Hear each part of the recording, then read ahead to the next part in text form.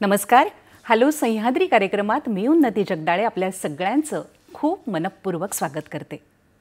10वी आणि 12वी झाली, आता पुढं काय करायचं हा प्रश्न पालक आणि विद्यार्थी दोघांना पडतो. काही जणांना नोकरी करायची असते तर काही जणांना शिक्षण करायचं असतं.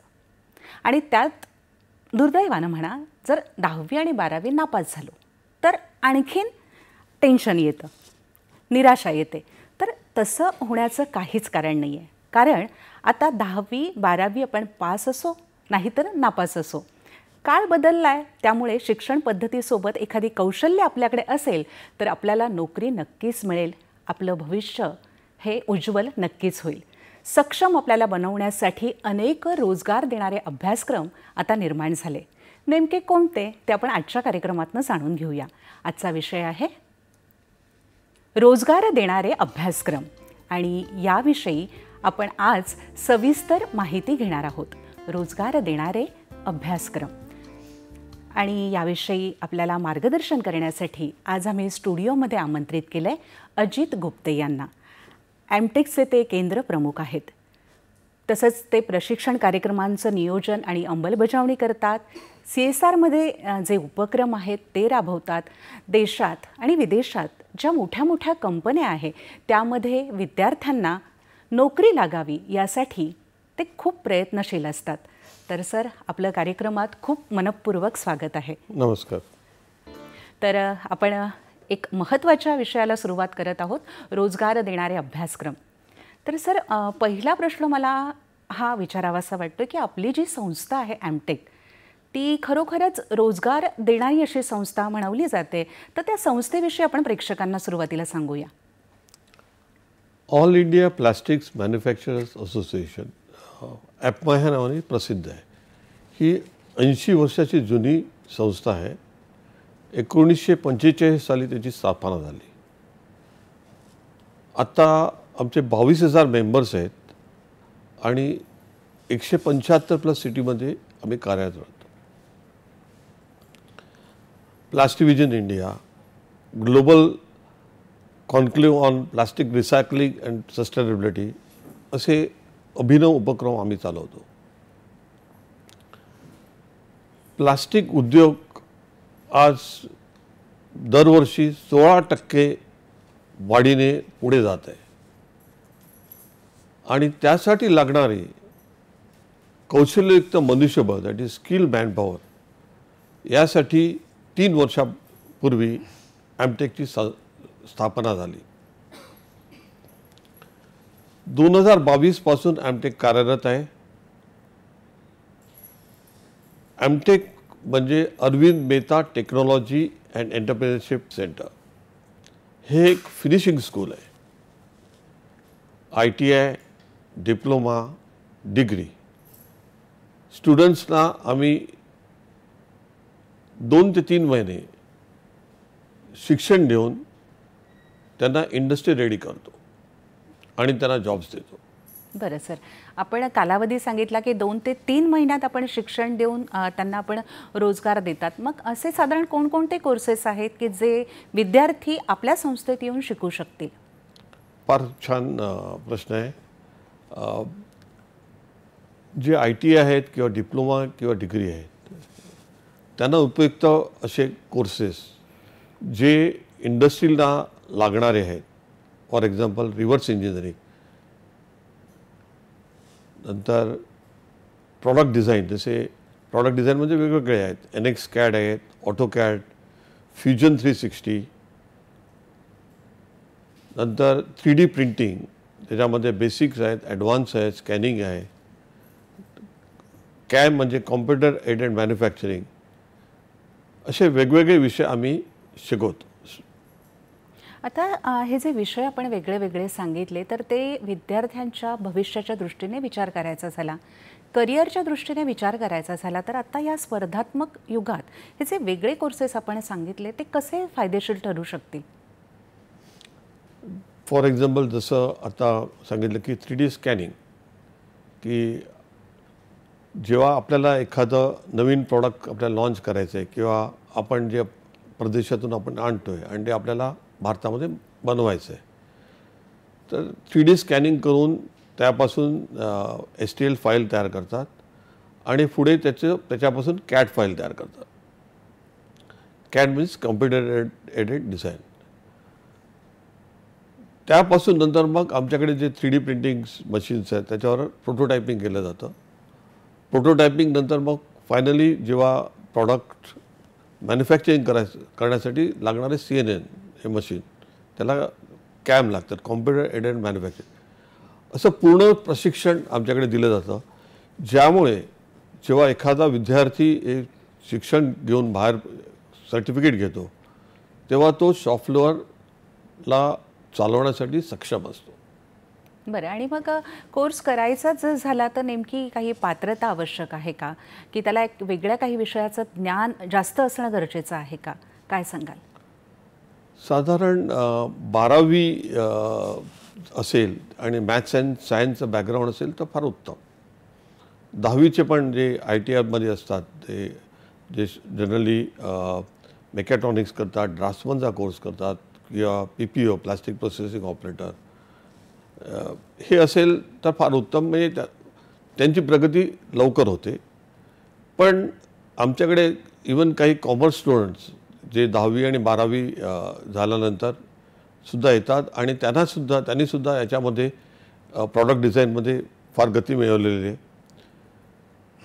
तसंच डिप्लोमा आणि डिग्री जे मेकॅनिकल आहेत, केमिकल आहेत, मेकॅट्रॉनिक्स आहेत, रोबोटिक्स आहेत, ते पण याच्यामध्ये याचा फायदा घेऊ शकतात. सर, आत्ता आपण म्हणालात की 10वी आणि 12वी नंतर इकडे ते येऊ शकतात, पण जर ते आपलं एक विशिष्ट शिक्षण घेत असतील, कॉमर्स, सायन्स किंवा आणखीन त्यांच्या आवडीचं, तर त्यासोबत ते हा कोर्स करू शकतात का? कारण कालावधी तसा कमी आहे. बिलकुल. म्हणजे हे जे कोर्सेस आहेत आम्ही जे केले आहेत ते इंडस्ट्री ओरिएंटेड आहेत. कारण जशी आमची संस्था ही इंडस्ट्री असोसिएशन आहे, म्हणजे 22,000 मेंबर्स आहेत आणि खूप ब्रेनस्टॉर्मिंग करून हे कोर्सेस आम्ही त्याची रचना केलेली आहे. बरं.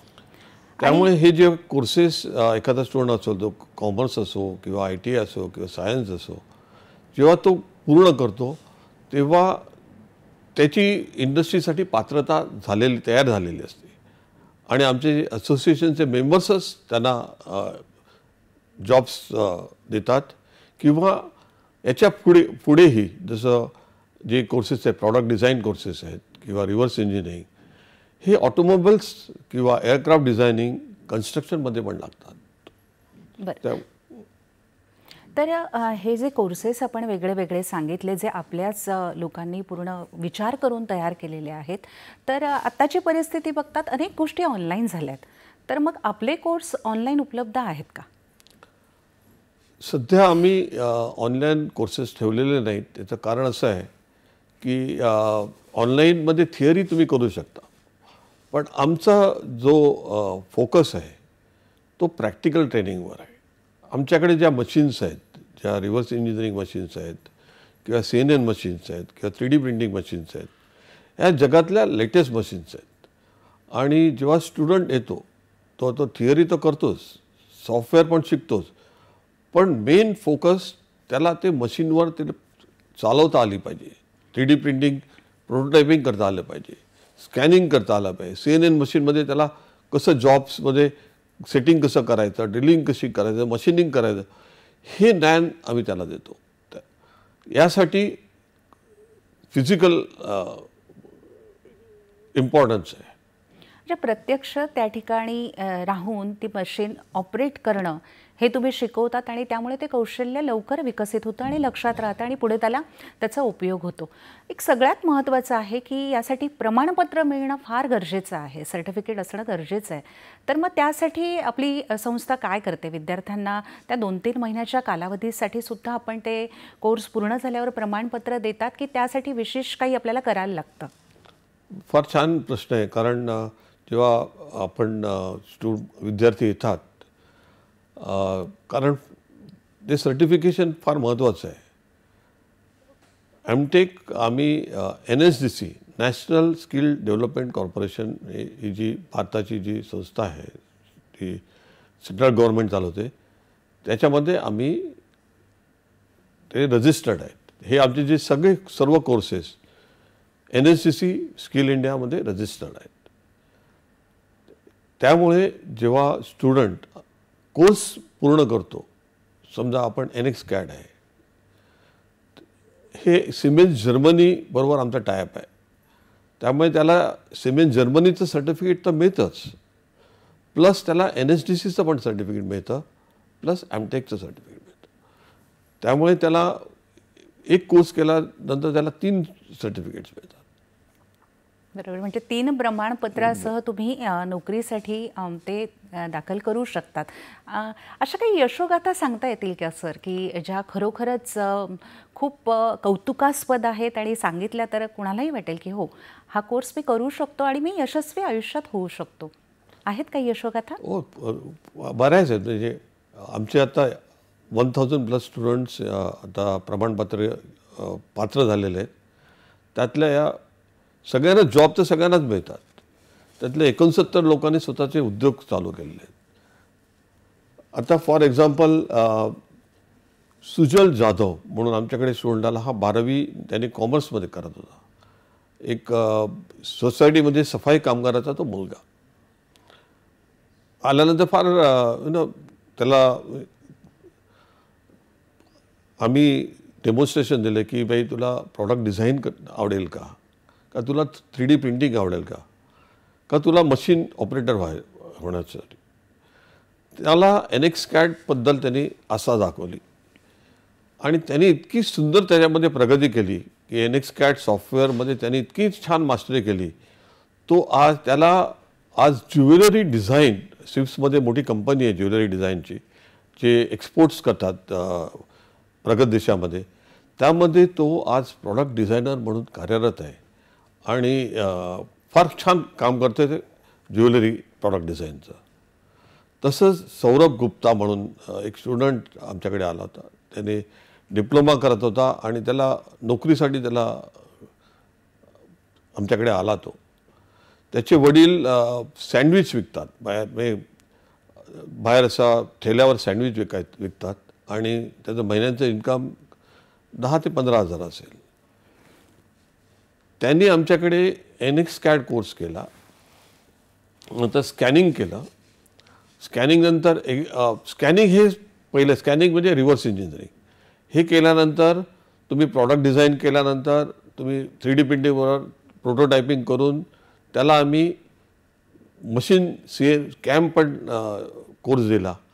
हे कोर्सेस कंप्लीट केल्यानंतर त्याला भारतातील अतिशय प्रसिद्ध कंपनीमध्ये आज तो NPD म्हणजे न्यू प्रॉडक्ट डेव्हलपमेंट इंजिनियर म्हणून आज तो रुजू झाला आहे आणि त्याचे वार्षिक उत्पन्न 5 लाखापेक्षा जास्ती आहे. बरं. म्हणजे अशी उदाहरणं आपल्याकडे आहेत की ज्यांनी आपली नोकरी मिळवलेली आहे आणि लाखांमध्ये ते उत्पन्न घेत आहेत. आता आपण CSR जे काही उपक्रम राबवता आहेत, तर त्याद्वारे ज्यांची परिस्थिती नाही आहे की मी पैसे भरून नाही हा कोर्स करू शकत, तर त्यांना काही आपण मदत करतात का? हां, फारच छान प्रश्न आहे. जसं CSR गव्हर्नमेंटने केलं, कॉर्पोरेट सोशल रिस्पॉन्सिबिलिटी, ह्याच्या अंतर्गत आमच्याकडे काही फंड्स येत असतात. जसे कोवेस्ट्रो इंडिया आहे, नंतर फाईन ऑर्गॅनिक्स, विनमार कंपनी, आता त्यांचं टेग्रेल म्हणून झालं, ज्योती प्लास्टिक, अशा बऱ्याच कंपन्या आमच्याबरोबर टायअप करतात CSRसाठी. तर जे CSRमधून जे आम्हाला फंड्स येतात त्यासाठी आम्ही जे स्टुडंट आर्थिकदृष्ट्या सक्षम नसतात त्यांना आम्ही सिलेक्शन करून आम्ही घेतो, त्यांना शिकवतो. त्यांच्याकडून 1 रुपया पण फी घेतली जात नाही. इनफॅक्ट हे जे स्टुडंट येतात, हे काही स्टुडंट पेणवरनं येतात, अलिबागवरनं येतात, काही स्टुडंट पालघरवरनं, डहाणू येतात आणि त्यांना ट्रेनचं फेअर पण देण्याची क्षमता नसते. आम्ही त्यांना ट्रेनचं फेअर देतो, आल्यानंतर त्यांना नाश्ता देतो, त्यांना कम्फर्टेबल करतो आणि मग एकदा त्यांना ती शिक्षणाची गोडी लागली का मग ते स्काय इज द लिमिट. मग ते शिकतात, एकदम उत्कृष्ट प्रॉडक्ट डिझायनर होतात. काही तर मशीन इतके छान चालवतात, CNN मशीनवर काम करतात आणि त्यांना लगेच जॉब मिळतात. नक्कीच. म्हणजे ही एक खूप कौतुकास्पद गोष्ट आहे की ज्यांना पैसे भरणं शक्य नाही आहे त्यांच्यासाठी सुद्धा ही संस्था विनामूल्य शिक्षण देते. आपण या विषयावर आणखीन बोलणार आहोत, पण एका छोट्याशा विश्रांतीनंतर.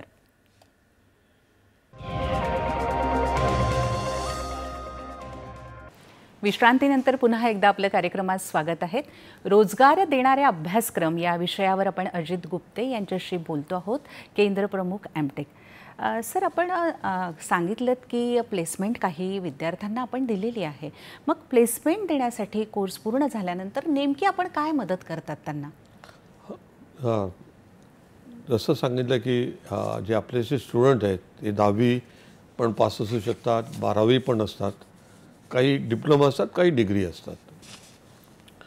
तर साधारणतः 10वी आणि 12वीच्या मुलांना फारच मेहनत घ्यावी लागते, कारण त्यांना बायोडेटा CV कशी तयार करायचं, कसं लिहायचं, नंतर ती लिहिल्यानंतर आम्ही त्यांचे इंटरव्ह्यूसाठी कसं तयार व्हायचं असतं, त्यांचं मॉक इंटरव्ह्यू घेतो.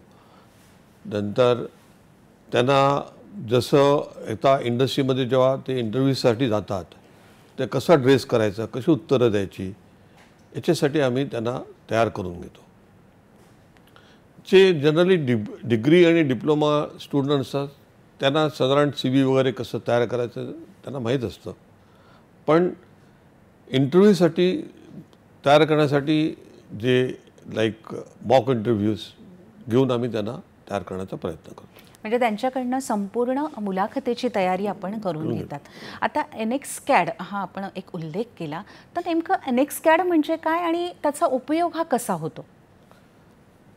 आता प्रॉडक्ट डिझाईन हा सगळ्यात महत्त्वाचा सब्जेक्ट आहे, कारण आता कोणत्याही क्षेत्रामध्ये ऑटोमोबाईल असो, एअरक्राफ्ट असो, कन्स्ट्रक्शन असो, कन्झ्युमर ड्युरेबल असो, प्रॉडक्ट डिझाईन प्रत्येकालाच प्रत्येक इंडस्ट्रीला लागतं.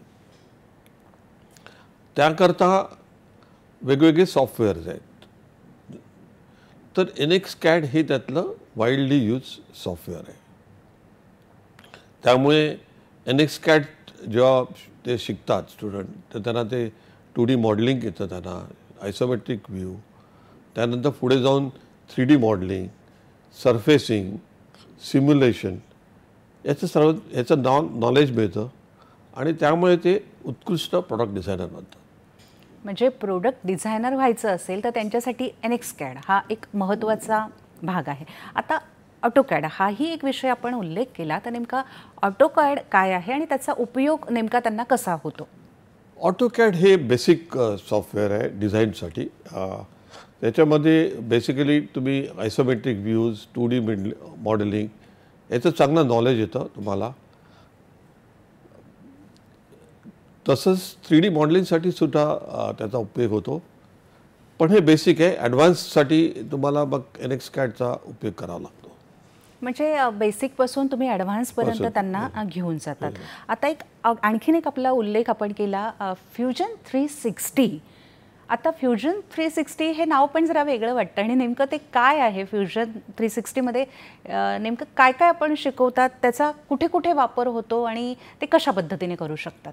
ओके, फ्युजन 360 हे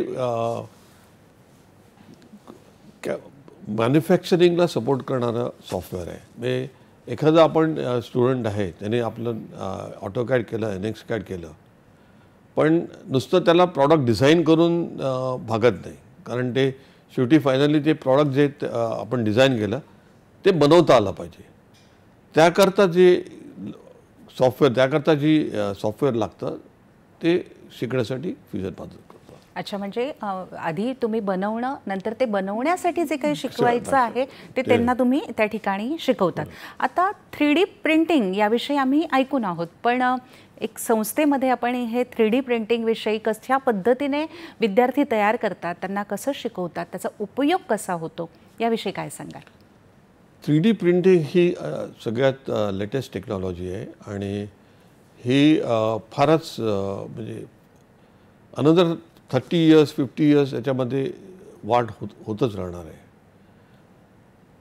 3D प्रिंटिंगमध्ये जसं आपण बघितलं की रिव्हर्स इंजिनिअरिंग केलं, स्कॅनिंग केलं आपण एखादं, STL फाईलमधून आपण CAD फाईल डिझाईन केलं, पण शेवटी ते डिझाईन आपण जेव्हा 3D प्रिंटिंगमधनं आपण त्याचं प्रोटोटायपिंग करतो, म्हणजे आपण जे प्रॉडक्ट डिझाईन केलं आहे ते बरोबर केलं की नाही, मग ते प्रोटोटायपिंग केल्यानंतर त्यामध्ये काही त्रुटी राहिल्यात की नाही ते आपल्याला ते तपासता येतात. तसंच 3D प्रिंटिंग हे आता आपल्याला ऑटोमोबाईल्समध्ये आपल्याला काही मॉडेल्स चेंज करायचे असतील, एअरक्राफ्ट्समध्ये करायचे असेल, तर त्याचं जे प्रोटोटायपिंग आहे ते आपल्याला करता येतं. त्यामुळे 3D printing is the future. म्हणजे वेदर ऑटोमोबाईल इंडस्ट्री असो, कन्झ्युमर ड्युरेबल असो किंवा कन्स्ट्रक्शन असो, 3D प्रिंटिंग हे आज सर्वांनाच लागतं. म्हणजे आता 3D प्रिंटिंगच्या बाबतीत जर संधी सांगायच्या झाल्या तर तुम्ही त्या कोणकोणत्या क्षेत्रात आणि कशा कशा आहे याविषयी काय मार्गदर्शन कराल? हां, जसं 3D प्रिंटिंग सांगितल्याप्रमाणे की हे एक प्रोटोटायपिंग आहे. आता फॉर एक्झाम्पल टॉईज, ओके, आज भारत सक्षम आहे. आपण पहिल्यांदा म्हणजे भारत टॉईज आपण जे तयार करतो त्या विकसित देशामध्ये, युरोपमध्ये जातात, अमेरिकेमध्ये जातात. तर टॉईजला लागणारं जे प्रोटोटायपिंग आहे त्यासाठी 3D प्रिंटिंगची खूप फार मदत झाली. म्हणजे आमचे जे मेंबर्स होते, कारण आपण भारत मोठ्या प्रमाणात टॉईज इम्पोर्ट करायचो आपण, तर हे इम्पोर्ट थांबवून आपल्या देशामध्ये कसं तयार करता येईल आणि ते त्याचं एक्सपोर्ट कसं करता येईल ह्याच्यासाठी 3D प्रिंटिंगचा खूप उपयोग झाला. नक्कीच. आपल्याला एक फोन येतोय पुण्यावरून, मंगल आपटे यांचा आपल्याला फोन येतोय. हॅलो. हां, नमस्कार. नमस्कार. मंगल आपटे बोलते. बोला. मला असा प्रश्न विचारायचा की 12वी झाल्यावर एखाद्याला कमी मार्क असतील तर त्यांनी तो कुठला कोर्स करा, आणि हा कोर्स आहे तो वर्षाचा, 3 वर्षाचा, आणि मग त्याचं टायमिंग काय असेल, किंवा त्याला दोन्ही एखादा हे करून परत अभ्यास करायचा असेल तर ते कसं करते? आणि दुसरी गोष्ट म्हणजे पूर्वी कंपोजिंग होतं रेल्वेच्या ह्याच्यात, तर त्याचं काही दुसरी गोष्ट काही करू शकतील का मुलं अजून काही वेगळा? नक्कीच. त्यांचा प्रश्न तसे आपण आधी उत्तर दिले त्याप्रमाणेच आहे की जर 12वी झालेला असेल, कमी मार्क्स असतील तर तो कोर्स करू शकतो का, आणि तसं जरी असलं तरी तो वेगळं काही शिक्षण घेत असतो तो करू शकतो का, आणि काय संधी आहे? हां, 12वीला जर त्याची बॅकग्राऊंड मॅथ्स अँड सायन्स असेल तर त्याला फायदा नक्कीच होतो. पण तो जरी कॉमर्स असेल तरी त्याचा काही डिसएडव्हान्टेज जास्ती नाही, कारण आम्ही त्यासाठी त्याला वेगळं आम्ही प्रशिक्षण देतो. हे आमचे जे कोर्सेस आहेत ते सगळे शॉर्ट टर्म कोर्सेस आहेत की 2 महिन्यामध्ये 3 महिन्यामध्ये तुम्ही पूर्ण करू शकता.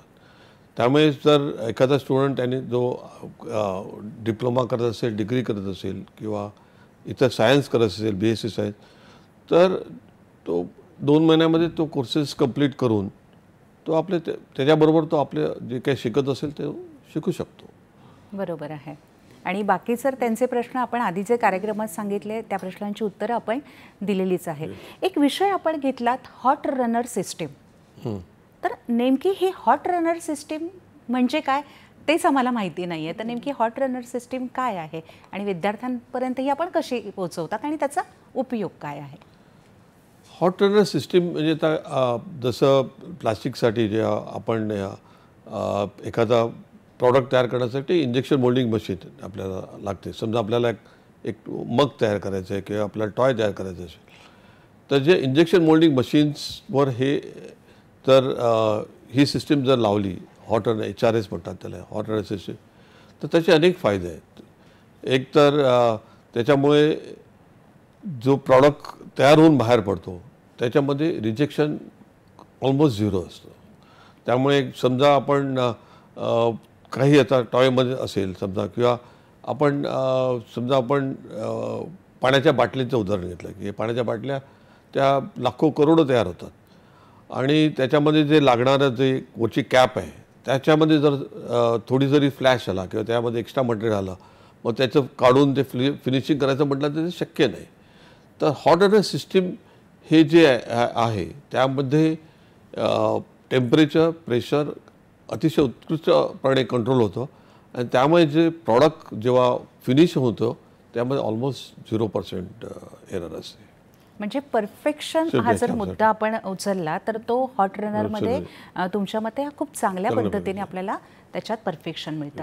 एक महत्त्वाची गोष्ट, जसा हॉट रनर आपण म्हटलं तर कोल्ड रनर वगैरे असं पण काही आहे का, आणि असेल तर कोल्ड रनर आणि हॉट रनर या दोघांमध्ये जास्त फायदेशीर काय आहे? हां, आता ज्या पहिल्या ज्या मशीन्स होत्या इंजेक्शन मोल्डिंग मशीन त्यामध्ये कोल्ड रनर सिस्टीम होती आणि त्यामुळे सांगितल्याप्रमाणे प्रॉडक्ट जेव्हा बाहेर यायचा त्यामध्ये ते परत फिनिशिंग करायला लागेल, त्याच्यामध्ये एक्स्ट्रा जे फ्लॅशेस म्हणतात ते काढा. तर हॉट रनर सिस्टीममध्ये ह्याच्यामध्ये ती सुधारणा केलेली आहे. त्यामुळे जेव्हा एखादा प्रॉडक्ट बाहेर येतो इंजेक्शन मोल्डिंगमध्ये त्यामध्ये परफेक्शन येतं. प्लस सायकल टाईम म्हणजे प्रोडक्शन वाढवण्यासाठी जे लागणारं सायकल टाईम हॉट रनर सिस्टीममध्ये बरंच कमी करता येते. त्यामुळे प्रोडक्शन बरंच वाढतं. नक्की, म्हणजे ती फायदेशीर आहे आपल्यासाठी. आपल्याला एक फोन येतोय रवींद्र कुडाळकर यांचा जळगाववरून. हॅलो. हां, नमस्कार, बोला. हां, नमस्कार उन्नती मॅडम. मी रवींद्र कुडाळकर, कौशल्य विकास उद्योजकता मंत्रालय, भारत सरकार पुरस्कृत शिक्षण संस्थान जळगाव. माझा प्रश्न असा आहे सरांना की आपले सर्व हे कोर्सेस तंत्रस्नेही आणि अत्याधुनिक तंत्रज्ञानाला उपयुक्त नक्कीच आहेत आणि त्यामध्ये कौशल्य विकास विद्यार्थ्यांचा होऊन त्यांचं जीवन नक्की संपन्न होऊ शकतं. माझा प्रश्न मात्र असा आहे की आदिवासी भागातील विद्यार्थी, कामगार वस्तीतील किंवा जो झोपडपट्टीत राहणारा गरीब विद्यार्थी आहे, अशा उपेक्षित उत्कृष्ट गटांच्या विद्यार्थ्यांना अशा तंत्रस्नेही कोर्सेसची जी फी आहे ती परवडत नाही. मग त्यांनी कसं अशा कोर्सेसना प्रवेश घ्यावा? दुसरा प्रश्न असा की आपण जे प्रशिक्षण देता त्यातून ज्या यशोगाथा निर्माण झाल्या त्याचं काही उदाहरणं सांगू शकाल का? आणि आपल्याकडे प्लेसमेंट सर्व्हिस उपलब्ध आहे का की विद्यार्थ्यांना प्रशिक्षण झाल्यानंतर नोकरी व्यवसाय करता येईल? धन्यवाद आणि शुभेच्छा. खूप खूप धन्यवाद. अतिशय संवेदनशील असा प्रश्न आपण विचारला आहे. यशोगाथा त्यांनी यापूर्वी सांगितलेली आहेच आणि नक्कीच या प्रश्नाचं उत्तर आपण आधी दिलं होतं की आदिवासी जे गोरगरीब आहेत, ज्यांना फीज भरणं शक्य नाही आहे, तर त्यांच्यासाठी आपण त्यांनी विचारलं की आपण कोर्स उपलब्ध करून देतात का, आणि प्लेसमेंट हा महत्त्वाचा मुद्दा त्यांनी विचारला. आणि यशोगाथा काय सांगा? फार छान प्रश्न आहे. आणि आमची जी संस्था आहे ही आर्थिकदृष्ट्या जे दुर्बळ आहे की आर्थिकदृष्ट्या ज्यांना मदत पाहिजे अशांसाठी ही निर्माण केलेली आहे. CSR म्हणजे कॉर्पोरेट सोशल रिस्पॉन्सिबिलिटी याच्यासाठी आमच्याकडे फंड्स येत असतात. आमच्याकडे जसं सांगितलं मी, ज्या नामांकित कंपन्या आहेत आपल्या देशभरात ते आम्हाला काही करण्यासाठी ते फंड्स देत असतात. या फंड्सपासून कॉर्पोरेट सोशल रिस्पॉन्सिबिलिटीपासून आम्ही जे आदिवासी आहेत किंवा जे ग्रामीण भागातून येतात किंवा आर्थिकदृष्ट्या सक्षम नसतात त्यांना आम्ही शिकवतो, त्यांना तयार करतो आणि त्यांना एम्प्लॉयमेंट देतो. प्लेसमेंट ही त्यांना मिळते. आणि आपण ग्रामीण भागात असाल, पैशांची कमी असेल आणि आदिवासी भागात असाल, ते सुद्धा विनामूल्य हा कोर्स या संस्थेकडे येऊन करू शकतात. ही अत्यंत महत्त्वाची बाब आहे. या विषयावर आपण बोलणारच आहोत एका छोट्याशा विश्रांतीनंतर.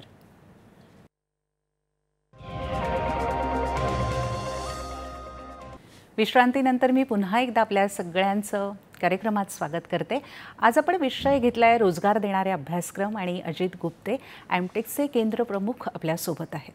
सर, आपल्याला रवींद्र कुडाळकर यांचा ब्रेकपूर्वी फोन आला होता आणि त्यांनी विचारलेल्या प्रश्नांमध्ये आणखीन एक त्यांची मागणी होती की यशोगाथा तुमची एखादी असेल तर सांगा. 2 यशोगाथा आपण सांगितल्यात, आणखीन एखादी असेल तर आपण ती यशोगाथा प्रेक्षकांना सांगू. हो, डेफिनेट. आपण जसं आपण म्हणतो विमन एम्पॉवरमेंट, श्रुती मांजरेकर म्हणून आमच्याकडे स्टुडंट होती. तिने NXCAD आणि AutoCAD कोर्स आमच्याकडे केले आणि तिला इतकं त्या ह्याच्यामध्ये NXCADमध्ये तिने प्रावीण्य घेतलं. ती आज एका नामांकित OEM कंपनीमध्ये प्रॉडक्ट डिझायनर याच्यावर काम करते आणि फारच सुरेख काम करते ती. आणि इवन त्यांचे जे त्या कंपनीचे मॅनेजिंग डायरेक्टर यांनी मला फोन करून सांगितलं की असे स्टुडंट तुम्ही तयार करता, त्याबद्दल त्यांनी आम्हाला धन्यवाद दिले. तर अशा आमच्या असे तर आहेत विमन एम्पॉवरमेंटसाठी आमच्याकडे जेव्हा येतात त्यांना खरोखर प्रॉडक्ट डिझाईन ह्या विषयामध्ये इतकं प्रावीण्य मिळवतात आणि पुढे जातात. तसंच हितेश लोहार म्हणून एक स्टुडंट अतिशय ग्रामीण भागातून आलेला अंबरनाथ ITI मधला विद्यार्थी आहे. त्यांनी NXCAD आणि 3D पेंटिंगमध्ये इतकंच कौशल्य केलं. म्हणजे त्यांनी आमचे जे कोर्सेस असतात साधारण ते आम्ही 7 मॉड्यूल्समध्ये डिवाईड करतो की पहिले 2 मॉड्यूल्समध्ये थिअरी असते, नंतर 2 मॉड्यूल्समध्ये सॉफ्टवेअर असते आणि शेवटचे 3-4 मॉड्यूल्स हे मेनली मशीन प्रॅक्टिकल्स असतात. तर ह्या आणि प्रत्येक 2 मॉड्यूल झाल्यानंतर आमचे एक्झाम्स असतात. त्या स्टुडंटने he is the first student की त्यांनी 7ही मॉडेलमध्ये 100% मार्क्स मिळाले आमचे इंटरनल याच्यामध्ये. आणि त्यांनी त्याला मोठ्या कॉर्पोरेटमध्ये त्याला नोकरी मिळाली, तिथे त्यांनी नोकरी केली. त्यांनी आता स्वतःचा ऑटोमोबाईल पार्ट्सचा व्यवसाय चालू केलेला आहे आणि तो अतिशय म्हणजे छान चाललं आहे त्याचं. येत असतात स्टुडंट, भेटत असतात आम्हालाही बरं वाटतं. तर असे ग्रामीण आदिवासी स्टुडंट्स आज आमच्याकडे येतात, स्वतःचा व्यवसाय 3D प्रिंटिंगचा व्यवसाय करणारे तर बरेच स्टुडंट आहेत आमचे. बरं. आता आपण यशोगाथा सांगताना कॅम्प हा एक उल्लेख केला, तर नेमकं कॅम्प म्हणजे काय आणि उत्पादन प्रक्रियेमध्ये कॅम्पचा हा कितपत उपयोग वापर होतो, काय सांगाल? कॅम्प म्हणजे कॉम्प्युटर एडेड मॅन्युफॅक्चरिंग. ओके, तुम्ही हे केलं, रिव्हर्स इंजिनिअरिंग केलं, ओके, प्रॉडक्ट डिझाईन केलं, पण जोपर्यंत तुम्हाला ते मॅन्युफॅक्चर करता येत नाही त्यापर्यंत त्याचं महत्त्व नाही. तर कॅम्प म्हणजे कॉम्प्युटर एडेड मॅन्युफॅक्चरिंग हे फार महत्त्वाचं आहे. त्यामध्ये जसं तुम्ही रिव्हर्स इंजिनिअरिंग करून स्कॅनिंग करून STL फाईल तयार केली, STLमधनं तुम्ही CAD फाईलवर आलात, तर CADवरनं तुम्ही शेवटी प्रोग्रॅमिंग तुम्हाला करता आलं पाहिजे. CNN मशीन चालू करून ती जॉब सेटिंग कसं करायचं, त्याचं ड्रिलिंग कसं करायचं, फिनिशिंग कसं, हे नॉलेज फार महत्त्वाचं असतं. आणि एकदा तुम्ही कॅम्पमध्ये एक्सपर्ट झालात म्हणजे ते CNN मशीन चालू शकलात, याचा अर्थ तुम्ही प्रोडक्शनमध्ये तुम्ही नंबर 1 झालात. नक्कीच. आणि आपण कॅम्पचा उल्लेख केला तसा CADचाही उल्लेख केला, तर CAD आणि कॅम्प यामध्ये नेमका काय फरक आहे? CAD म्हणजे कॉम्प्युटर एडेड डिझाईन आणि कॅम्प म्हणजे कॉम्प्युटर एडेड मॅन्युफॅक्चरिंग. हे एकमेकांना पूरक आहे. कारण CAD म्हणजे तुम्हाला कारण जोपर्यंत तुम्ही कोणते प्रॉडक्ट तुम्हाला आता मॅन्युफॅक्चर करायचं तोपर्यंत त्याचं डिझाईन करायला लागतं. त्याकरता वेगवेगळे सॉफ्टवेअर आहेत बाजारामध्ये. जसं NXCAD आहे, AutoCAD आहे, फ्युजन आहे, देन प्रोई आहे, सॉलिडवर्क्स आहे, ANSYS आहे. जसं आता आपण समजा तुम्ही अंधेरीला राहतात आणि तुम्हाला चर्चगेटला जायचं आहे, तर तुम्ही कसं जाऊ शकता? तुम्ही स्वतःच्या गाडीने जाऊ शकतात, तुम्ही अंधेरी स्टेशनवरून जाऊन ट्रेनने जाऊ शकतात किंवा तुम्ही इलेक्ट्रिक बसने जाऊ शकतात. तर हे सॉफ्टवेअर फायनली त्यांचं ऑब्जेक्टिव्ह सेमच आहे की ते 3D मॉडेलिंग करून तुम्हाला प्रॉडक्ट डिझाईन करता आलं. पण हे वेगवेगळ्या कंपन्यांचं सॉफ्टवेअर आहे. त्यामध्ये ते आम्ही जे शिकवतो स्टुडंटला, जसं हे NXCAD हे वाईडली यूज आणि ह्याच्यामध्ये हे शिकताना मुलांना खूप आनंद होतो आणि त्यामध्ये त्यांची बरीच प्रगती. सॉलिडवर्क्स पण खूप वापरलं जातं कारण हे ओल्ड सॉफ्टवेअर आहे. बऱ्याच कंपन्यांमध्ये ते ऑलरेडी वापरलं जातं. ते सॉलिडवर्क्स पण आम्ही आता शिकवणार आहोत. तर हे प्रॉडक्ट डिझाईन हे CAD करतं.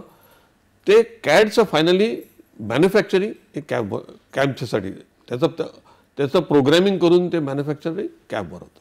म्हणजे अगदी पहिल्या पायरीपासून शेवटच्या पायरीपर्यंत आपण विद्यार्थ्यांना शिकवतात, त्यांना ट्रेन करतात आणि नोकरीपर्यंत त्यांना घेऊन जातात, ते लावून देतात, त्यांना सक्षम बनवतात. आता हे सगळं करत असताना जर आता आपला कार्यक्रम बघताना एखाद्या पालकाला वाटलं किंवा विद्यार्थ्यांना वाटलं की मला हा कोर्स करायचा आहे, तर त्यांनी नेमकं काय करायचं? म्हणजे कुठे त्यांनी अर्ज करायचा, ती अर्ज करण्याची पद्धत कशी आहे, कुठे भेटायला यायचं, याविषयी थोडं आता आपण मार्गदर्शन करूया. आमची संस्था अंधेरी ईस्ट MIDC मध्ये आहे. आमच्याकडे जेव्हा स्टुडंट येतात, ग्रामीण असो किंवा शिकणारे असतात, तर आमच्याकडे पहिलं त्याचा इंटरव्ह्यू घेतला जातो, काउन्सिलिंग केलं जातं की त्या स्टुडंटचा काय बॅकग्राऊंड काय आहे. त्याला आणि मग बॅकग्राऊंडवरनं त्याला समजतं की त्याला कशामध्ये इंटरेस्ट आहे. मग आम्ही त्याला ते आमची NX-CADची रूम आहे, AutoCADच्या त्या डिझाईन रूम्स आहेत, त्याच्यामध्ये त्याला आम्ही घेऊन जातो. त्याला एक अर्धा तास त्याला डेमॉन्स्ट्रेशन देतो, 3D प्रिंटिंगचं डेमॉन्स्ट्रेशन. आणि मग त्याला एक 2-3 तासाने त्याला विचारतो की ह्याच्यामध्ये तुला काय आवडलं. मग तो सांगतो नाही मला हे AutoCAD फार छान वाटलं, याच्यावर मला पुढे शिकायला आनंद मिळेल. काही जण सांगतात नाही मला ते 3D प्रिंटिंगचं प्रोडक्ट आहे, त्याच्यावर मी छान आम्ही प्रॉडक्ट्स करतो, गणपती तयार करतो आम्ही, त्याच्यावर आम्ही अनेक प्रॉडक्ट तयार करू शकतो, एअरक्राफ्ट तयार करू शकतो, टॉईज तयार करू शकतो. तर मला 3D प्रिंटिंगमध्ये आनंद आहे. तर त्याप्रमाणे मग आम्ही कोर्सचे डिटेल्स तयार करतो की तो पुढे त्याला शिकता येईल. आपली काही वेबसाईट आहे जी आपण प्रेक्षकांना सांगू शकू किंवा संपर्कासाठी नंबर? mtech.edu.org ही आमची वेबसाईट आहे. वेबसाईटवर तुम्ही गेल्यानंतर त्यामध्ये तुम्हाला आम्ही जे कोर्सेस करतो आणि आमचे जे स्टुडंट जे पासआउट झाले त्यांच्या यशोगाथा तुम्ही बघू शकता. आपण कॅम्पचा उल्लेख केला, तर आपण कॅम्प कोर्स केल्यानंतर नोकरी यामध्ये किती, कुठे, कशा पद्धतीने लागू शकते आणि साधारणतः कितीचं हे पॅकेज या कोर्स नंतर मिळू शकतं?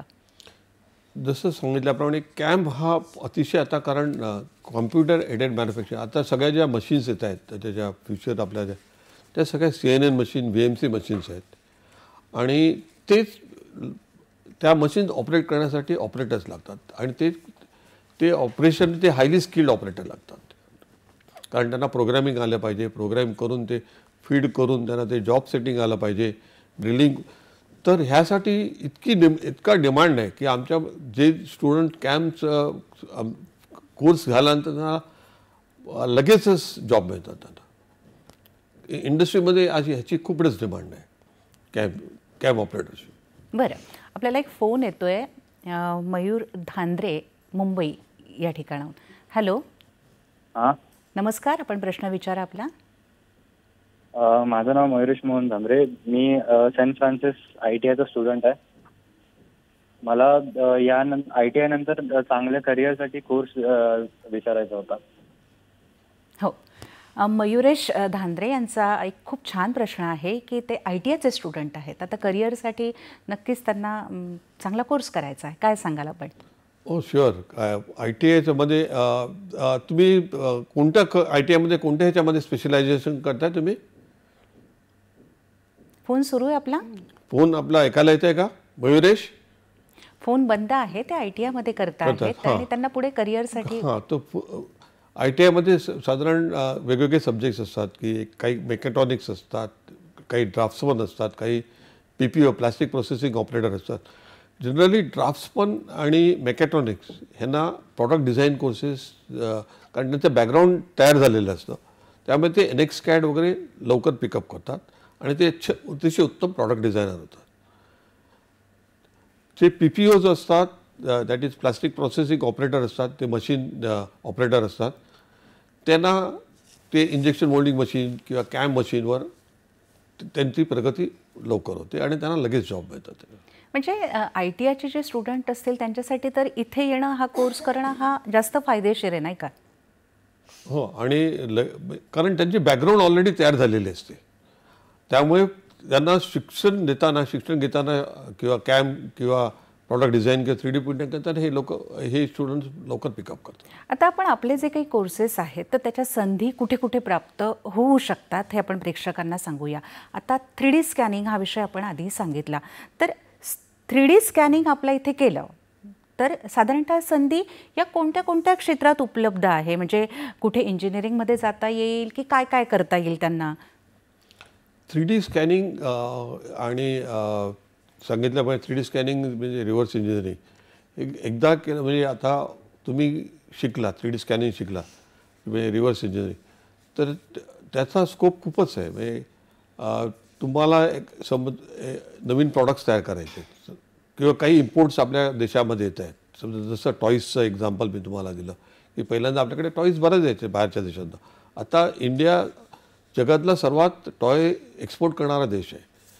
तर ते स्कॅनिंग करून त्यापासून मग ते प्रोटोटायपिंग करून त्यापासून नवीन नवीन टॉईज करणं हा म्हणजे जसं टॉय इंडस्ट्री आहे, नंतर ऑटोमोबाईल इंडस्ट्री आहे, एअरक्राफ्ट इंजिन, कन्स्ट्रक्शन सगळीकडेच लागतात. स्कॅनिंग म्हणजे इट्स अ रिव्हर्स इंजिनिअरिंग. आणि 3D प्रिंटिंगचा मेन म्हणजे ॲडव्हान्टेज असा आहे की 3D प्रिंटिंगमध्ये तुम्हाला जर मास्टरी असेल तुम्ही, तर इवन आता आपण बघितलं डेंटिस्ट्री, आपण जे कॅप्स करतो ते ऑर्थोडेंटिस्टला लागणारे कॅप्स आहेत, ब्रिजेस आहेत किंवा त्याला, हे सगळं 3D प्रिंटिंगवर होतं. नक्कीच. आता आपण कॅप्स वगैरे म्हटलं, त्यामध्ये जर क्वालिटी कंट्रोल हा एक अत्यंत महत्त्वाचा भाग आहे, तर नक्कीच त्या क्षेत्रातही संधी. हो, क्वालिटी कंट्रोल, मेंटेनन्स. म्हणजे आता जसं सांगितलं की आता डेंटिस्ट्री आहे, ऑर्थोडेंटिस्ट, हे जे आपण ते कॅप्स लागतो, ब्रिजेस लागतो, त्याला जे वेगवेगळे इक्विपमेंट किंवा, तर हे सगळं 3D प्रिंटिंगवरच होतं. आणि 3D प्रिंटिंगवर जे मशीन्स लागतात त्यांचं मेंटेनन्ससुद्धा त्यांना करता आलं पाहिजे. ह्या मशीन्स फार कॉस्टली मशीन्स असतात, तर त्या ओपन करून त्या पिरियडिकली साफ करून त्यांचं मेंटेनन्स करण्यासाठी जरुरी असते. ते पण शिक्षण. हो, पण तुमच्या संस्थेमध्ये समजा ते आले तर त्यांना प्रत्यक्ष मशीनवरती काम करण्याची संधी तुम्ही देतात का? हो, त्यांना मेन आमचा भर असतो की त्यांना मशीनवरच काम करायचं. म्हणजे आमच्या ज्या मशीन्स आहेत त्या जगातल्या सगळ्यात लेटेस्ट मशीन्स आहेत आणि practical training is the main. ते त्यांना आम्ही मशीन ओपन करायला देतो, ते प्रॉडक्ट प्रिंटिंग करतात, मेंटेनन्स करतात, सर्वच शिक्षण घेतात. साधारणतः मशीनविषयी सांगायचं झालं तर कोणकोणत्या आहेत? सध्या आमच्याकडे आता स्कॅनिंगच्या जे 3D प्रिंटिंग स्कॅनिंगचं आहे, आमच्याकडे कॉम्स्कॅन 1 म्हणून आहे, झाईस जर्मनीची मशीन आहे, तिचे लेटेस्ट मशीन. देन 3D प्रिंटिंगच्या आमच्याकडे 2 मशीन्स आहेत, FDM आणि DLP मशीन आहे. DLP 3D सिस्टम USAच्या आहेत. नंतर आमच्याकडे CNN मशीन, BFW, आमच्याकडे सगळ्या ज्या मशीन्स आहेत त्या अतिशय हॉट ऑर्डर सिस्टीम युडोची आहेत, South Korea, and they are world's latest machines. त्यामुळे तेव्हा ते शिकतात आणि तेव्हा ते काम करतात, दे आर इंडस्ट्री रेडी. नक्कीच. आता जो ॲडव्हान्स 3D प्रिंटिंगचा कोर्स आहे तो प्रत्यक्ष मशीन आपण त्यांना देत असल्यामुळे प्रत्यक्ष अनुभव, प्रत्यक्ष कृती आणि ती लक्षात राहते आणि ती पुढे आपल्याला काम करताना उपयोगी पडते. तर ॲडव्हान्स 3D कोर्स केल्यानंतर साधारणतः कोणकोणत्या क्षेत्रात संधी या विद्यार्थ्यांना मिळू शकतात, काय सांगाल? जसं मी सांगितलं की आमचे जे कोर्सेस आहेत ते साधारण 70 तासाचे 100 तासाचे असतात आणि जनरली आम्ही ते 7 मॉड्यूल्समध्ये डिवाईड केले आहेत. जसं आहे की आता हे 3D प्रिंटिंग बेसिक आहे. बेसिकमध्ये म्हणजे थिअरी की ह्याच्यामध्ये कोणकोणते मटेरियल वापरायचे, काय काय त्यामध्ये अल्टरनेटिव्ह टेक्नॉलॉजी काय, म्हणजे वेगळे प्लास्टिक ABS वापरायचं, मेटल करायचं, हे बेसिकमध्ये शिकवलं जातं. ॲडव्हान्समध्ये त्याचं सॉफ्टवेअर कसं करायचं, त्याचं प्रिंटिंग कसं करायचं आणि शेवटी असतं ते ॲक्च्युअली त्यांना ते मॉडेल्स तयार करायला लावतात. म्हणजे ते CAD फाईल तयार करतात, ती फाईल घेऊन त्यांना प्रिंटिंग करून त्यांना ते प्रोजेक्ट त्यांना कंप्लीट करावा लागतो. आणि हे एकदा कंप्लीट केलं 3D प्रिंटिंग म्हणजे स्वतः आमच्याकडे जे 3D प्रिंटिंग शिकायला त्यातले ऑलमोस्ट 30% स्टुडंट्स स्वतःचा 3D प्रिंटिंगचा बिझनेस, कारण त्याला एवढा डिमांड आहे 3D प्रिंटिंगला. ते स्वतःच मग 2-3 मशीन्स घेतात, आयदर FDM मशीन किंवा SLA मशीन, आणि ते इंडस्ट्रीला जे लागणारे असतात ते पार्ट्स ते बनवून देतात. बरं, आता आपण 3D प्रिंटिंग इतकं महत्त्वाचं आहे असं सांगता आहेत, तर यात बेसिक आणि ॲडव्हान्स असे आपण कोर्स डिवाईड केलेत का? हां, बेसिक ॲडव्हान्समध्ये तुम्हाला सांगितलं की बेसिकमध्ये मेनली थिअरी शिकवतो आम्ही की याच्यामध्ये कोणकोणते इनपुट मटेरियल आहे लागतं. ॲडव्हान्समध्ये सॉफ्टवेअर याच्यामध्ये जरा आम्ही डेप्थमध्ये जातो आणि main is hands on experience. मग ॲडव्हान्समध्ये आपण साधारणतः कोणते प्रिंटर्स तिथे उपलब्ध करून आमच्याकडे सांगितल्याप्रमाणे आमच्याकडे FDM आणि DLP प्रिंटर्स आहेत. आणि हे जगातले DLP प्रिंटर आमच्याकडे अतिशय फास्ट आहे आणि जगातला सर्वात लेटेस्ट आहे फ्रॉम 3D सिस्टम USA. अच्छा, हे FDM पेक्षा तंत्रज्ञान वेगळं आहे असं का? हां, FDM ते थोडी जरा स्लो मशीन आहे, वाईल DLP मशीन, FDMचं इनपुट प्रत्येक इनपुट रॉ मटेरियल ह्याचं फिलामेंट आहे, वाईल ह्याचं रेझिन इनपुट आहे. बरोबर आहे, लिक्विड इनपुट आहे. आणि हे DLPमध्ये जेव्हा रेझिन लाईटच्या कॉन्टॅक्टमध्ये होतं तेव्हा त्याचं क्युअरिंग होऊन लेअर बाय लेअर हे प्रिंटिंग होतं. आता प्लास्टिक इंडस्ट्रीमधली आपली ॲमटेक ही संस्था, आपण थोडक्यात जाता जाता पुन्हा एकदा प्रेक्षकांना एकूणच याचा मागोवा घेऊया एकूणच कार्यक्रमाचा. तर ही जी आपली संस्था आहे, या संस्थेत कोणकोणते विद्यार्थी आपल्याकडे शिकायला येऊ शकतात? हां, सांगितल्याप्रमाणे की 10वी किंवा 12वी पास झाले, इवन फेल झाले असेल तरी काही नाराज होण्याचं काही कारण नाही. आम्ही मॅथ्स अँड सायन्स बॅकग्राऊंड असेल तरी फारच उत्तम, नसेल तरी काही अडचण नाही.